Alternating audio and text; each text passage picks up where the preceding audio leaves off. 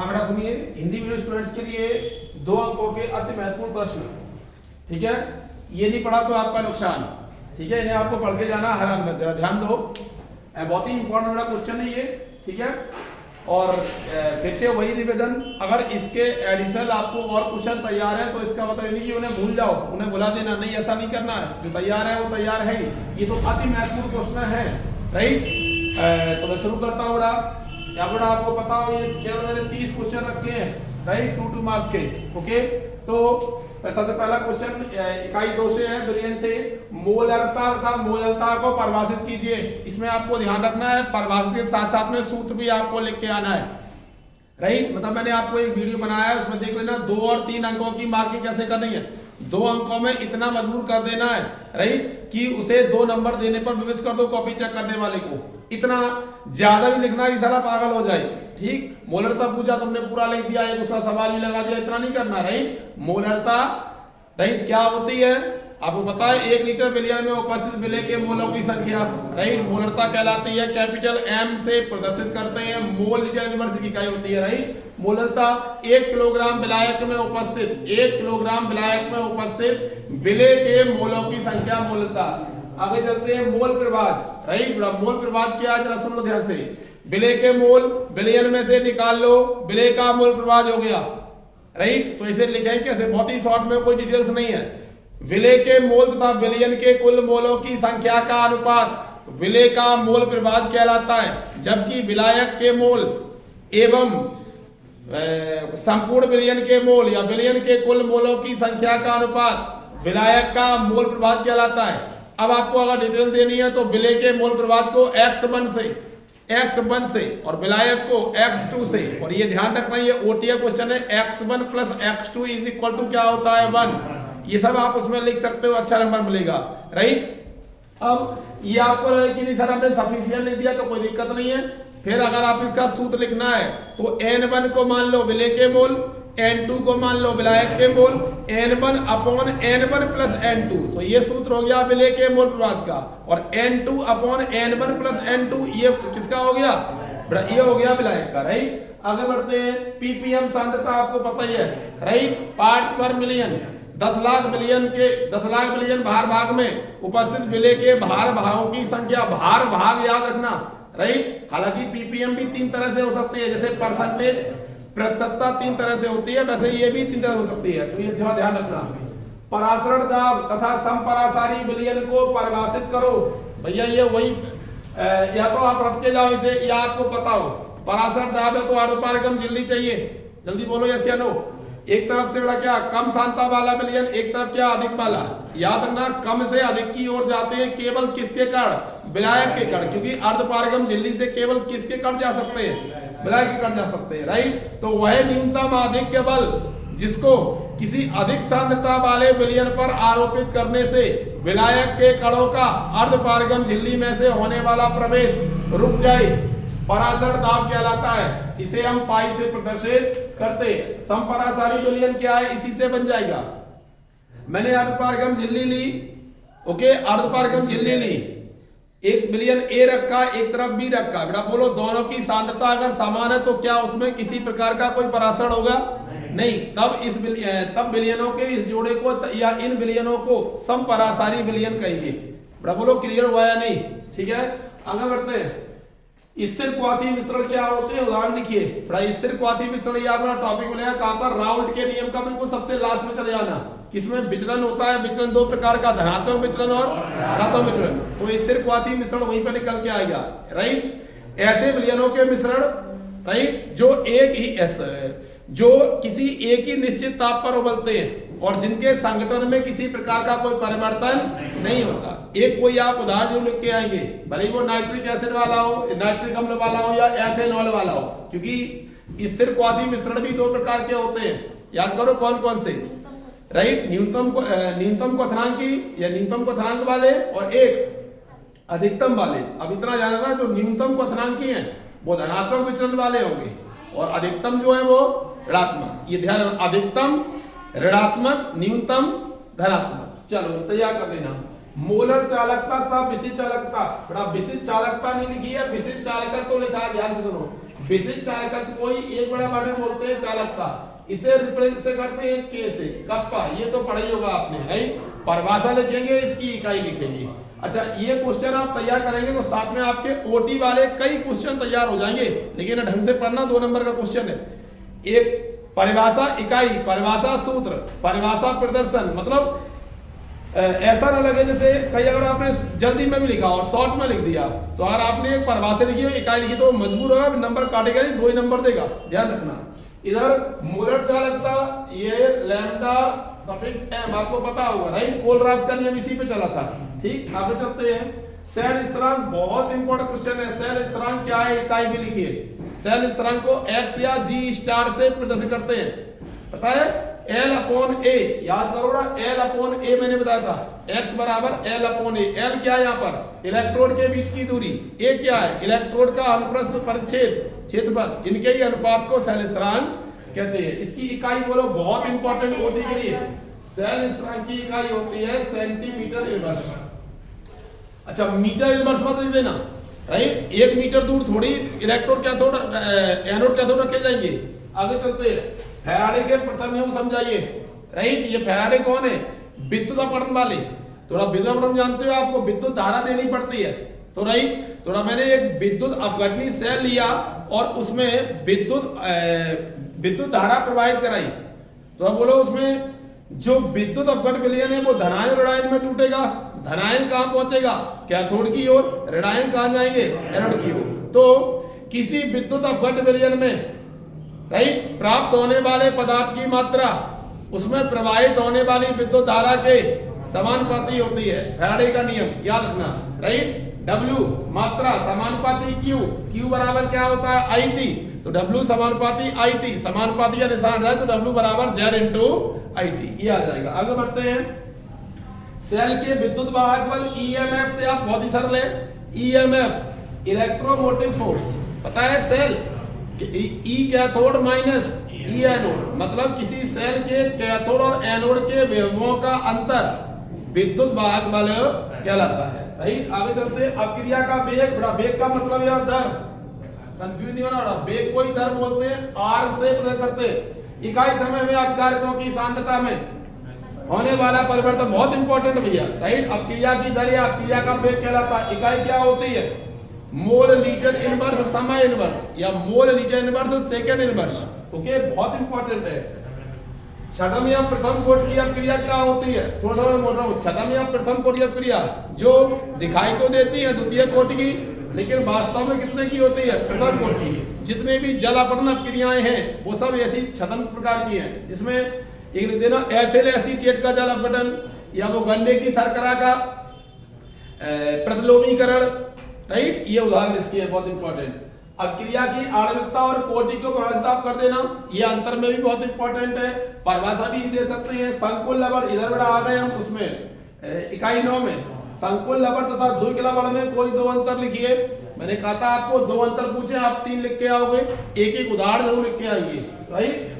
केंद्रीय धातु परमाणु एवं लिगंड को पढ़ करो, ये मैंने दोनों इकट्ठे क्यों किए हैं, इकट्ठे पूछ सकते हैं।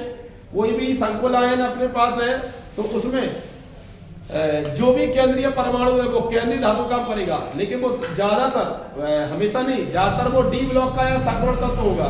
और लिगंड क्या होंगे, लिगंड जो इसके साथ में उप सहसंयोजी बंध बनाएगा वो क्या कहलाएगा, लिगंड। दोनों की परिभाषा एक दूसरे पर डिपेंडेंट है, इसलिए मैंने एक साथ कर दिया।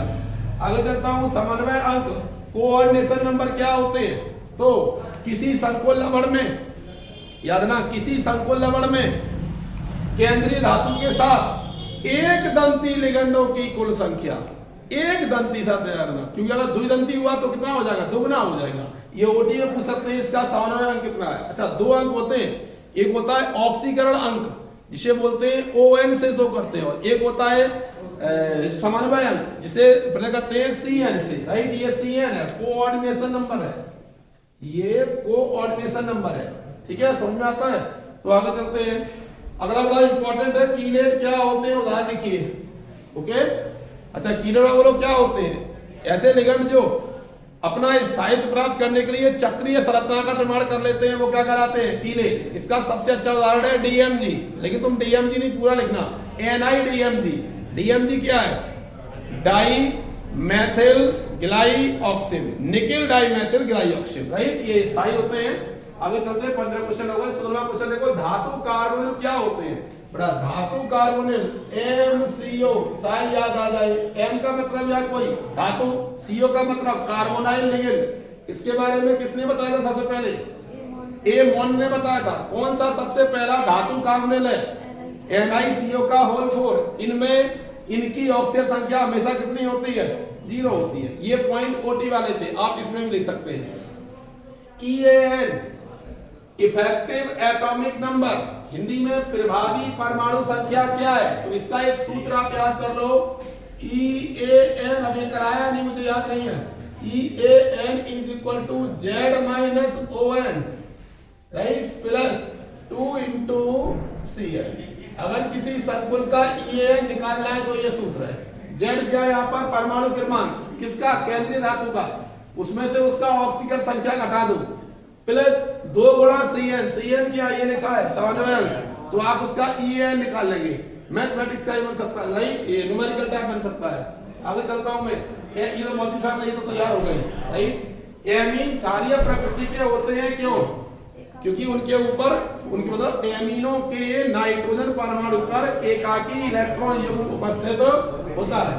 आगे चलते हैं, एमिनो के हिल्सबर्ग बहुत इंपॉर्टेंट है, ये कहीं ना कहीं आपको मार्क्स दे रहा है। अच्छा, आपको पता हो एमीन चैप्टर में से 5 OT आ रही है, आपको पता है। इसलिए यहाँ जो मैंने क्वेश्चन रखे हैं, डॉट ढंग से तैयार करना, ओके।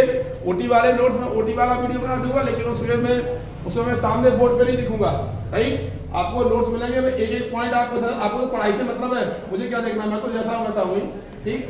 सुन लो, हिल्सबर्ग परीक्षण, राइट। अब हिल्सबर्ग परीक्षण के लिए आपको क्या आना चाहिए? हिल्सबर्ग अभिकर्मक आना चाहिए, जो होता है बेंजीन सल्फोनिल क्लोराइड। सूत्र क्या होगा? C6H5SO2Cl, ओके, ये ध्यान रखना। आगे चलते हैं, एरोमेटिक एमीन एलिफेटिक एमीन से कम क्षारीय होते हैं, क्यों? बड़ा याद रखना, ये 3 मैंने बोला था, ये OT में सुनो, ये 3 उंगली याद कर लो। इधर सुनो, ये बड़ा देखो एलिफेटिक एमीन है, एलिफेटिक, राइट। ये अमोनिया है और ये एरोमेटिक है, तो कम क्यों हुआ? एरोमेटिक वाला। अमोनिया बीच में है, मतलब अमोनिया एलिफेटिक से तो कमजोर होते हैं, लेकिन एरोमेटिक से प्रबल होते हैं। ध्यान रखना ये रूल्स, राइट। क्यों होता है? क्योंकि इनमें अम्लादी संरचनाएं होती हैं, जिससे स्थायित्व प्राप्त कर जाते हैं, ठीक है। ये ध्यान रखना है, ये मैंने कुछ कराया, आप पढ़ लेना हो ज्यादा। कार्बन एमीन क्रिया बहुत इंपॉर्टेंट है, इसे ही बोलते हैं आइसोसाइनाइड परीक्षण। केवल प्राथमिक एमीनों के लिए किया जाता है, बहुत इंपॉर्टेंट। हॉफमैन ब्रोमाइड, राइट, ये ध्यान रखना। हॉफमैन ब्रोमाइड निम्नीकरण अपक्रिया। निम्नीकरण क्यों? क्योंकि जो अपकारक लेंगे उससे एक कार्बन कम, जो एमाइड लेंगे उससे एक कार्बन कम वाली एमीन प्राप्त होती है। डाइएजोकरण अपक्रिया, बोलो डाइएजोनियम का बनना, राइट, बताइए ये मैंने। एनिलीन फिलरक्राफ्ट अपक्रिया क्यों नहीं दर्शाते? एनिलीन जो होती है वो फिलरक्राफ्ट क्रिया, उसका रीजन एनिलीन कैसी होती है? क्षारक। और फिलरक्राफ्ट के लिए क्या चाहिए? निर्जल AlCl3, जो कैसा होता है? अम्लीय। तो अम्ल और क्षार मिलकर क्या बना लेंगे? लवण। इसलिए एनिलीन कभी भी फिलरक्राफ्ट क्रिया प्रदर्शित नहीं करती। प्रोटीन के विकृतीकरण से आप क्या समझते हैं? अगर प्रोटीन में कोई भौतिक या रासायनिक परिवर्तन करा दे, उसका pH बदल दें या उसे गर्म कर दें, राइट, तो उसके सभी जैविक गुण नष्ट हो जाते हैं।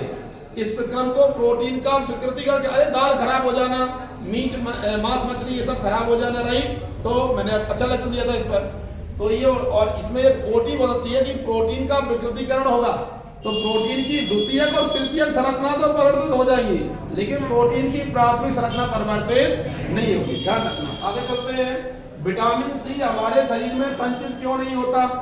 बहुत अच्छा है, आपको पता है विटामिन 6 टाइप की पढ़ाई मैंने, vitamin A, B, C, D, E और K।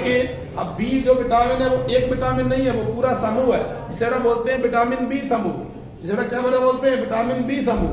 तो आपको पता हो, या सुनना, ये OT क्वेश्चन है, विटामिन B समूह और विटामिन C ये दो जल में विलय हो जाते हैं, जल में विलय होते हैं, और बचे हुए चारों किसमें होते हैं? बड़ा बचे हुए चारों होते हैं वसा में विलय होते हैं, ठीक है। किसमें विलय होते हैं? बड़ा वसा में। वसा मतलब फैट में, तेल में।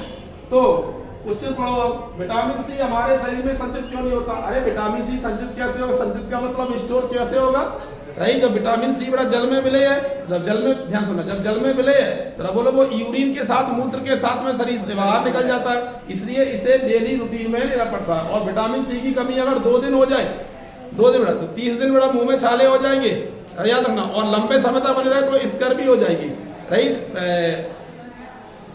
ब्लीडिंग होने लगेगी आपके गम्स से, मसूड़ों से पसाने लगेगा, स्कर भी हो जाएगा, पायरिया हो जाएगा, तो खतरनाक होता है। तो विटामिन सी अब तो बहुत मिलती है, राइट? क्या नाम, जो खट्टे फल है उनमें विटामिन सी है, ठीक है? आगे चलते हैं। डीएनए फिंगरप्रिंटिंग क्या है पता है? वो सीआईडी का डॉक्टर शाहरुख वो साला 2 साल पुराना कोई कपड़ा निकाल ले आएगा, उससे डीएनए निकाल लेता, वो डीएनए फिंगरप्रिंटिंग है। वो उसमें और अच्छा लिखना, ये सब नहीं लिखना है शाहरुख के बारे में, इससे याद आ जाएगा बस। आगे चलते हैं। प्रोटीन तथा कार्बोहाइड्रेट के प्रमुख कार्य लिखिए। बेटा प्रोटीन के तथा कार्बोहाइड्रेट प्रमुख कार्य लिखिए। तो प्रोटीन का कार्य क्या है बेटा? शरीर का निर्माण करना, ऊतकों का निर्माण करना, राइट? और कार्बोहाइड्रेट का प्रमुख कार्य क्या है? शरीर को ऊर्जा प्रदान करना। इंपॉर्टेंट ओटीवी है, कार्य भी है। डीएनए आरएनए में अंतर पिछले साल भी आए थे, लेकिन लिस्ट मत लेना, एक फुल फॉर्म लिख देना। और वो पता है आपको, एटीजीसी, एर्निन, थाइमिन, ग्वानिन, ये वाला पॉइंट जरूर लिखते आएंगे, राइट?